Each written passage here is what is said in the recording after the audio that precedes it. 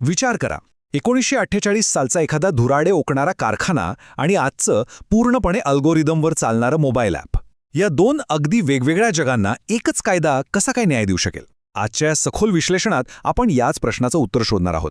आपण पाहणार आहोत की भारताच्या कामगार कायद्यांचा मिनिमम वेजेस ॲक्ट 1948 पासून ते अगदी आत्ताच्या कोड ऑन वेजेस 2019 पर्यंतचा प्रवास नेमका कसा झाला. हा विषय फक्त कायद्याचा नाहीये बरं का, हा थेट आपल्या अधिकारांशी आणि मानवी सन्मानाशी जोडलेला आहे. म्हणजे बघा ना, एका बाजूला कारखान्यात घाम गाळणारा तो पारंपरिक कामगार आणि दुसऱ्या बाजूला पावसात बाईकवरून फूड डिलिव्हरी करणारा आजचा गिग वर्कर. 70 वर्षांपूर्वी तयार केलेली एखादी कायदेशीर चौकट आजच्या या डिजिटल युगातल्या कामाच्या पद्धतींना लागू पडू शकते का? साहजिकच नाही. आणि म्हणूनच कामगार कायद्यांमध्ये एका मोठ्या, अगदी मुळापासून बदलाची नितांत गरज निर्माण झाली. तर आजच्या या विश्लेषणात आपण हाच विषय 6 सोप्या टप्प्यांत समजून घेणार आहोत. सुरुवातीला आपण ऐतिहासिक बदल पाहू, मग शेड्यूल्ड एम्प्लॉयमेंट ते युनिव्हर्सल कव्हरेजचा प्रवास, त्यानंतर वेतनाचे प्रकार, मग प्रशासकीय बदल, गिग इकॉनॉमीची आव्हाने आणि शेवटी याचा सर्वांवर होणारा व्यावहारिक परिणाम.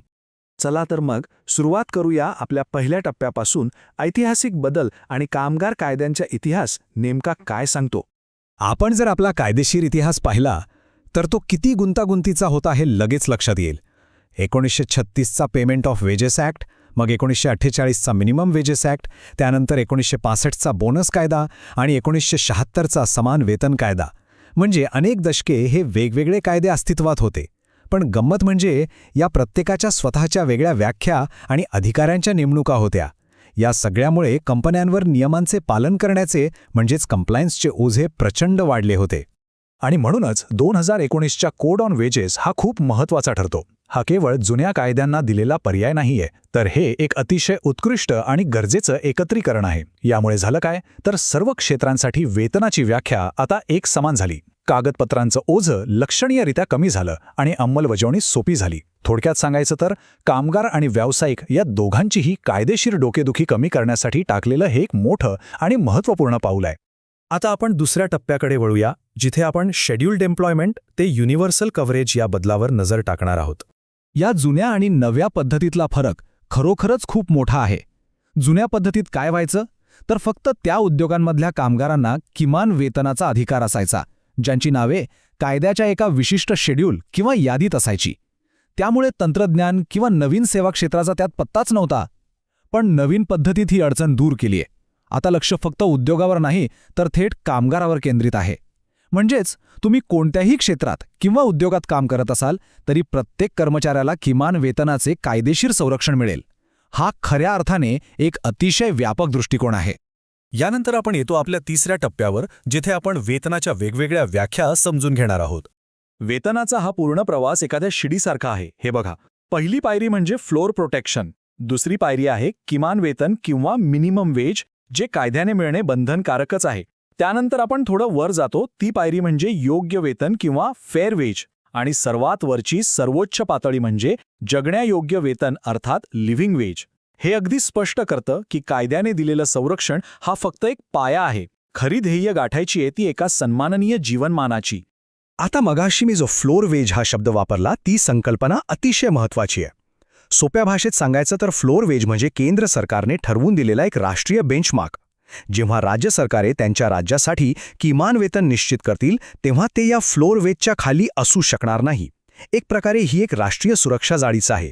यामुळे देशातल्या कोणत्याही भागातल्या कामगाराचा पगार एका विशिष्ट सन्माननीय पातळीच्या खाली जाणार नाही याची नक्कीच खात्री मिळते.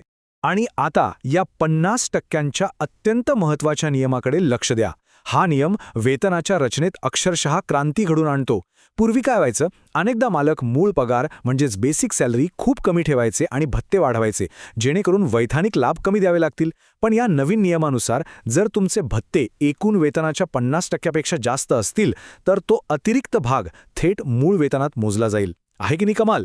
यामुळे पगारात होणारी लपाछपी थांबेल आणि कामगारांचे लाभ सुरक्षित राहतील. चला तर मग आता चौथ्या टप्प्याकडे जाऊया. प्रशासकीय पातळीवर कसे बदल झाले ते पाहूया. तुम्हाला जुना इन्स्पेक्टर राज आठवत असेलच. आपण आता त्या मानसिकतेतून बाहेर पडून एका आधुनिक फॅसिलिटेटर म्हणजेच मार्गदर्शकाच्या भूमिकेकडे आलो आहोत.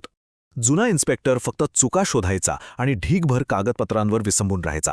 पण नवीन इन्स्पेक्टर कम फॅसिलिटेटर डिजिटल कंप्लायन्सला प्रोत्साहन देतो आणि कंपन्यांना नियम पाळण्यासाठी मदत करतो. ही जी डिजिटल पारदर्शकता आलीये ना, तिने संपूर्ण सिस्टीम अधिक कार्यक्षम बनवली आहे.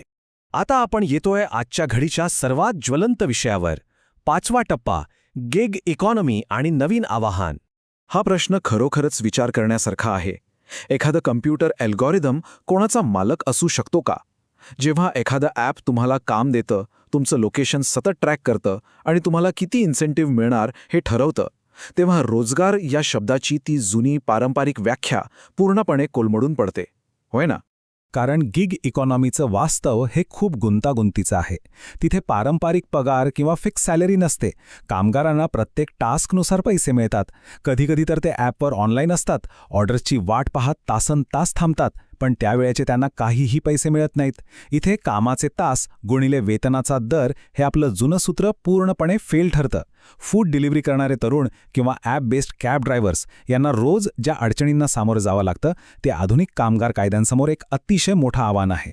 आणि म्हणूनच आपल्या शेवटच्या म्हणजे 6व्या टप्प्यात आपण पाहणार आहोत की या सगळ्याचा प्रत्यक्ष जमिनीवर काय व्यावहारिक परिणाम होणार आहे. आपण जर तटस्थपणे विचार केला तर दोन्ही बाजूंचे चित्र स्पष्ट दिसतं. एका बाजूला कामगारांना मोठा फायदा होतोय. त्यांना आता व्यापक संरक्षण मिळतंय, समान कामासाठी समान वेतनाचा अधिकार अधिक भक्कम झालाय आणि डिजिटल नोंदींमुळे त्यांच्याकडे वेतनाचा एक पक्का पुरावा जमा होतोय. पण त्याचवेळी दुसऱ्या बाजूला कंपन्या किंवा मालकांसाठी हे एक मोठं आव्हान आहे. त्यांना त्यांच्या कर्मचाऱ्यांच्या पगाराची संपूर्ण पुनर्रचना करावी लागतेय, अतिशय क्लिष्ट अशी गणितं सोडवावी लागतायत आणि नवीन डिजिटल नियमांशी लवकरात लवकर जुळवून घ्यावं लागतंय. अर्थात या नव्या कायद्याचं खरं यश हे फक्त कागदावर नियम छापण्यात नाहीये बरं का. ते मुख्यत्वे अवलंबून आहे राज्य सरकारांवर की ते याची अंमलबजावणी कशी करतात. आता बघा ना, मुंबईसारख्या मेट्रो शहरात आणि एखाद्या ग्रामीण भागात राहणीमानाचा खर्च अगदी वेगवेगळा असतो. ही तफावत कशी हाताळली जाते हे पाहणं महत्त्वाचं ठरेल. आणि त्याहूनही मोठी गोष्ट म्हणजे आपल्या देशातल्या अवाढ्य व असंघटित क्षेत्रातल्या कामगारांपर्यंत त्यांच्या हक्कांची माहिती कशी पोचवली जाते यावरच या संपूर्ण नवीन रचनेचे भवितव्य अवलंबून आहे. प्रसिद्ध अर्थतज्ञ अमर्त्य सेन यांच्या विचारांतून प्रेरित झालेला एक अत्यंत महत्त्वाचा दृष्टिकोन मला इथे सांगावासा वाटतो. ते म्हणतात की किमान वेतनाचा मूळ उद्देश फक्त कामगाराच्या खिशात काही नोटा टाकणे हा नाही.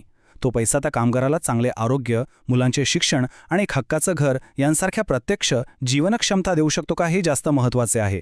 खऱ्या अर्थाने विचार केला तर किमान वेतन हे फक्त एक आर्थिक आकडेमोड नसून ते मानवी सन्मान आणि सामाजिक न्याय प्रस्थापित करण्याचे एक अतिशय प्रभावी साधन आहे. शेवटी जाता जाता एका अत्यंत महत्त्वाच्या प्रश्नावर आपण सर्वांनी विचार करणं गरजेचं आहे. गिग इकॉनॉमीच्या या अफाट डिजिटल युगात जिथे कामाची कोणतीही शाश्वती नाही आणि सर्व काही एका अल्गोरिदमच्या हातात आहे, तिथे आपण फक्त किमान वेतनाची मागणी करून थांबायचं का, की आता काळानुसार बदलून आपण थेट किमान उत्पन्न संरक्षणाची म्हणजेच मिनिमम इन्कम प्रोटेक्शनची मागणी केली पाहिजे? विचार नक्की करा. आजच्या या सखोल विश्लेषणात आपण इथेच थांबूया.